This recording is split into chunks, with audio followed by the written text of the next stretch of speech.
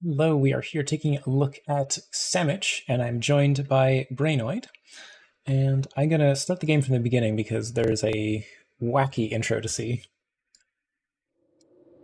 Keyboard Cowboys!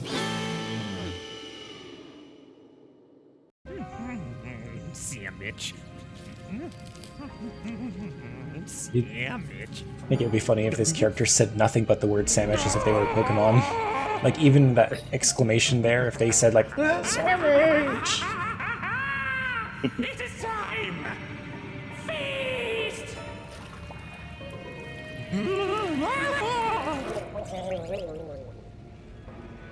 Was someone actually gargling water when they recorded that audio? Yes, Javis did that.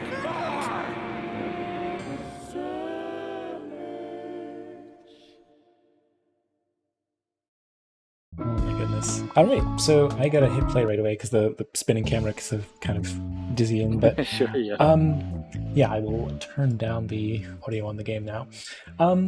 So yeah, I guess first and foremost, do you want to talk a little bit about your role on this project? Oops, sorry. Just a second. Yeah, no worries. I unplugged my headphones. Okay.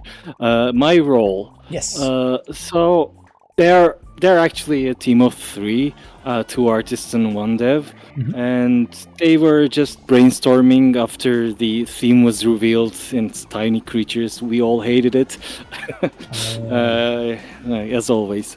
But we really don't like themes that visual themes, right? Nothing to do with mechanics or anything. Right. Yeah, so they weren't happy about it. And while I was listening to them throwing out ideas, I started to make some music. I was watching their stream. And yeah, I came up with something that I was just imagining tiny creatures, that's all. They didn't have any solid idea or anything. And and it was quite late for me because like they're in US, I'm in Turkey. So I sent them what I made here. If you want to use it in your game. You don't even have an idea yet, but yeah. Then in the morning I saw them. They have an idea and they're super hyped about the music actually fitting with the idea they have. Yeah, and I kept watching the stream, and then I made another music for the main menu. Well, the title of the not title, the name of the file was called like I don't know what this is, main menu or whatever. But yeah, they use it in the main menu. Then I realized they need some programmer help as well, so I asked if I can join the repo and helped with some Polish programming. What is? Hang on. What can you elaborate? What do you mean by Polish programming? Yeah, it polished some parts of the game, not Poland. Polish. Yeah. I'm sorry. The way that you said it sounded like Polish programming. I'm like, are you talking about a specific style, or did you like write your variable names in Polish, or what? But no, okay, Polish. Yeah. So, do you want to talk a little bit about what that was? Like, what parts did you end up polishing? Yes. So first of all, I did the screenshot thingy, the Polaroid. Oh yeah. At the end, I think it's a really nice touch. Did you see people sharing those? Yes, everywhere. I'm so happy about it. And also, I made another thing that it also shows you your screenshot when you go back to main menu. Yeah, nice. Pressing escape. But they are tiny touches, but they do mean something. They make the game feel finished, I guess. Absolutely. And that's what's most important in a jam game, I guess. Yeah. Because even though you have a mediocre audio. If the game feels finished overall, people give you like at least 4.5 stars to everything else. You know, it's funny. I saw a YouTube series by Door Monster. I'm gonna just pull it up here real quick because I think it was interesting how he was talking about that in a video.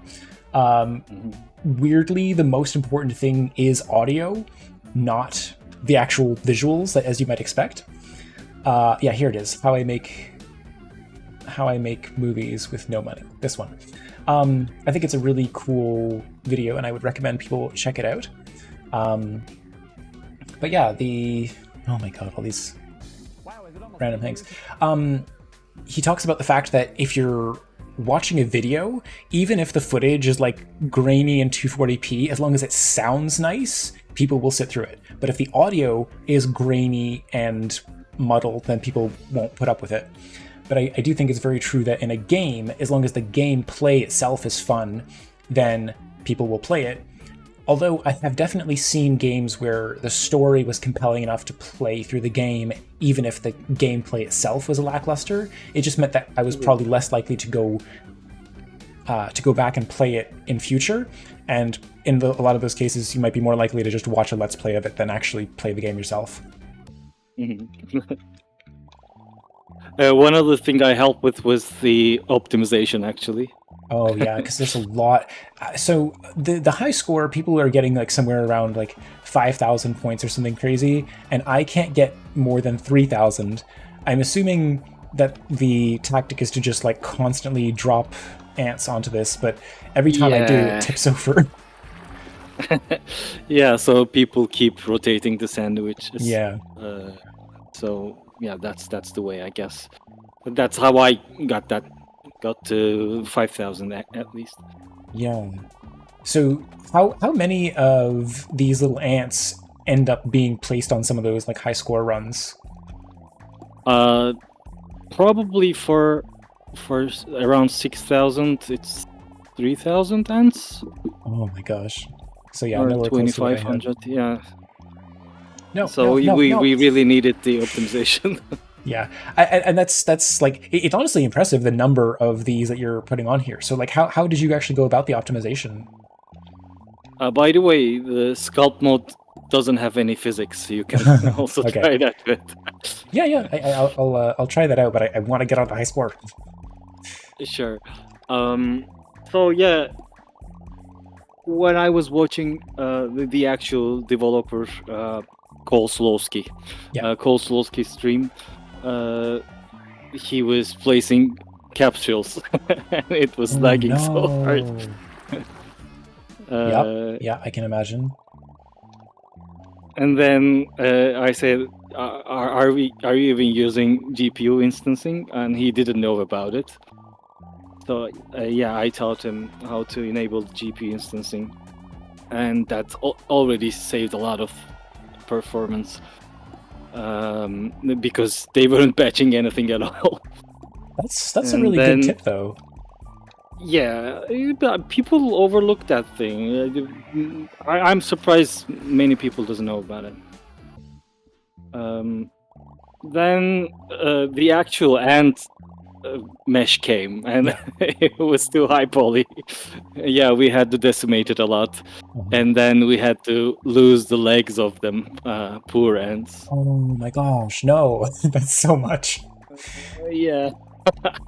But like you don't notice that unless you zoom super, like well, you stack ants towards the camera, that way you can see them, but you don't pay attention to that because you know that they're ants thanks to our intro sequence, I guess. Okay, I wanted to see what this would look like if I just click and hold down, but of course you start seeing through the mesh. I'm actually getting a surprising number of ants. Okay, what does that look like? Wow. But yeah, I feel like the fact that they still have antennas, like they are identifiable as ants, and that's really what matters. Yeah, they are.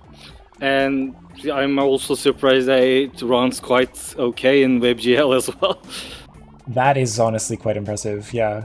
Yeah, it runs fine, but I think somehow the WebGL limits the number of ants you can place. It doesn't allow you to place anymore after some point, and it depends on from computer to computer. Oh, I think we lost you. from one computer to another?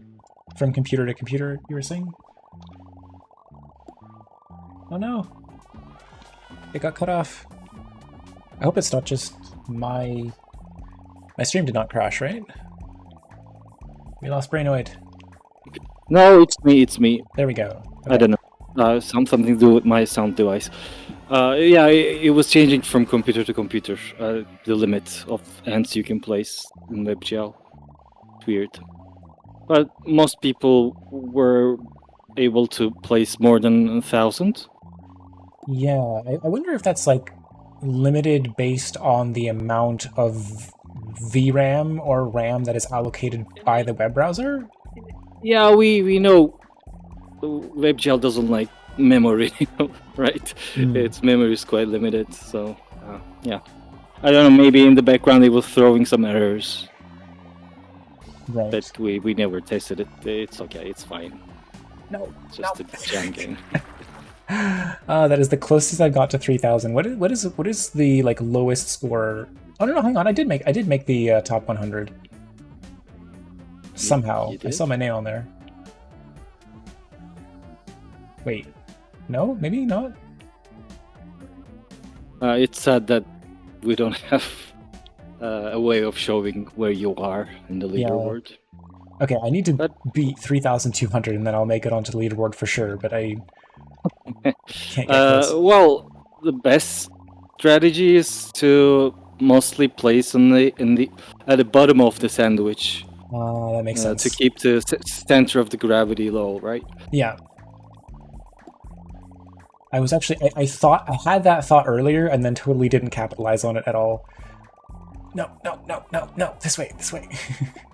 And then, of course, keeping some food intentionally is good because you don't lose any points doing that. So Yeah, I I do think- appreciate the fact that you like don't lose points. Hey, there we go. That was a good tip. I scroll. No, I 3,231 and I got 3,138. So I'm almost. Almost. So, but yeah, I specifically do not want to just keep spinning the camera around.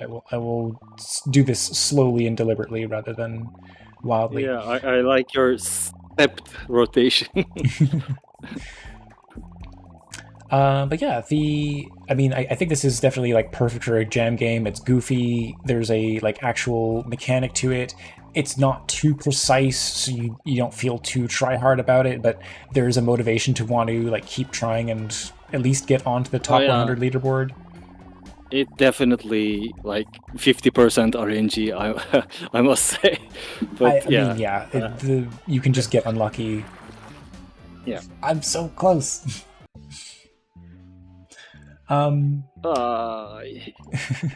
So well, I'm this shows that it has some sort of strategy involved, right? Like you just improved. It's true. Changing Like the there are definitely like objectively better and worse ways to play the game. So I feel like for that reason it's not pure RNG. But I think that the way that things fall, like if things fall close to the center of the sandwich, that's great. If things fall more off to one side, then it can start tilting really soon. And then if these arms that I build to compensate for that fall end up catching something, then suddenly the sandwich can tilt in that direction, like what just happened there. Hey, Yeah, also 3,300. you don't want to branch out that much, right? Exactly. I think I still didn't make it onto the leaderboard. I think I needed 3,338 or something like that. Sorry, man. No, it's fine.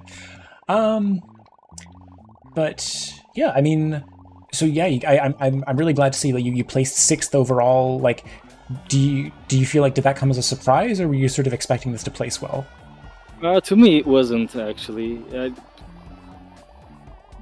I mean, because it felt complete, and I watched like 30 streamers super enjoying it and rating it all 5 stars, so I was quite confident. But yeah, still 6th overall is nice, and the other ratings are nice as well. Like 17th fun, 10th innovation, humor 11th, audio 13th. Oh my gosh! And I made all the music. So did you say 11th in humor? yes. That makes me wonder, like, how could something possibly be placing a whole 10 points higher than this? But also 4,262. Maybe some. Yeah. Congrats. Maybe some games with farting involved, probably. Fart humor, poop humor. Absolute baseline. Hey, 44th. I'm top 50. I will take that. Good job.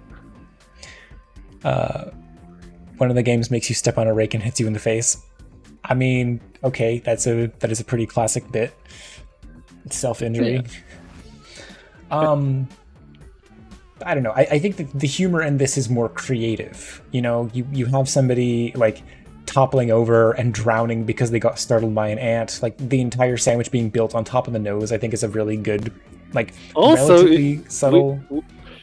Weird thing is that many people didn't notice that nose. So maybe we lost some humor points from there. Because people didn't realize it was the nose. I guess if you had like two nostrils in the little graphic here, it might be a little more obvious. I told the guys maybe we should have like had an animation before the game, sandwich landing on the nose or whatever. Maybe, but I don't know. Like it's definitely one of those things that like I almost appreciate the subtlety of it. Like you can see it in the motion graphic, and then yes. You know, you have that moment of realizing, like, oh my gosh, is the entire game based on balancing it on the guy's nose? Like, it's actually funnier to let the player come to that realization rather than draw too much attention to it. Yeah. Also, I did a lot of work for the scoring of that intro. Yeah, that's mostly overlooked or overheard, I must say, but yeah. No. Dang it. Okay, 3,500. I don't think I'm going to beat my high score, but I'm glad that I finally placed in the top 50. So, yeah, so, you also... Sorry, you go on. Oh, I was just going to ask what the post-gen version was. Okay, yeah, I was actually going to tell about that. Yeah. So, people... I want to talk about the popsicles first. Yeah. Because people were complaining about popsicles because they had a box collider, and how we handle the physics is that we don't have any rigid bodies on the ants for sure. I mean, that would be very costly, and then we mostly have box colliders on chocolate, for example, and I think we forgot to change the collider of the popsicle to mesh collider, and that's why it often collides with things when it's not even touching. And then because we don't have rigid bodies on the food either, and how it works is that Unity automatically handles the not gravity, but center of the mass when you add a child to the parent object, and the parent object has the rigid body. And the mass of it is calculated depending on the size of the mesh, not the mesh, the collider. So if we want the mesh to be smaller on an object, we just need to change the size of it. And popsicles are overpowered. They're too big, and because they also have a box collider, they count bigger than they look. I see. So, yeah, I want to send this video. This is something Kozlowski prepared and posted on LD front page to announce the post-gen version. It's an important video. Okay, here, I'll let it play.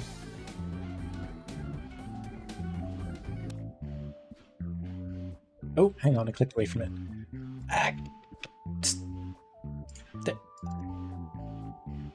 Okay. popsicle update. Changed box collider to mesh. Yep.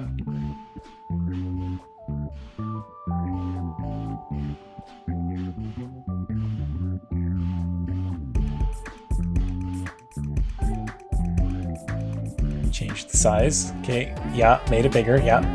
Removed all of the food. Delete.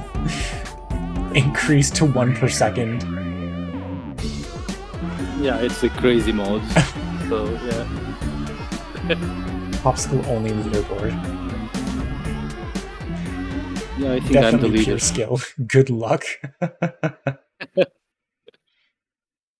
Aw, why is that unlisted? Yeah, so that's the story behind it. Okay, yeah, that's quite funny. I mean, yeah, it's good to like really lean into. I'm sorry that actually has so few views. Yeah. So, yeah, I guess, is there anything else we still wanted to say about the game? I guess I was a little curious about how exactly is it calculating, like, is it measuring anything like from the point that it's balancing, or is it sort of just like dynamically, is the mesh itself like calculating an offset? Like, is it becoming one large rigid mesh, or is there... Yes, it's kind of becoming a large rigid mesh. Huh. It's weird how Unity handles it automatically. I'm actually surprised that this is actually... Well, okay, I guess I shouldn't say I'm too surprised that this is built on Unity built-in physics, because I feel like if you had written a custom physics for it, you could have tweaked it a little bit so it was more lenient, perhaps? Well, we could tweak it still. Like, I offered the solution, like, maybe once maybe the food has some sort of external force applied on them to like balance things. That could be a, because when a food lands on the Sammich, yeah, it has too much effect, right? It rotates it a lot, and we cannot control. That's what we cannot control in Unity, because we need to change the mesh. But maybe we could apply a backwards force to balance that bit. I think that would be... It's an interesting... I see what you mean in terms of like it's a sort of hack on top of a hack, though, and I feel like that would just end up causing... But that's game dev, man. That's how game dev works. Thea is underneath my glass top desk, and I'm moving the cursor around so rapidly that she is like swatting. Let's see, can you see her down there? There she is. I'm moving my hand around so much that she is like swatting up the glass. Also, I wasn't even playing, and I got a score of 3,400. Yeah, that happened to a lot of people.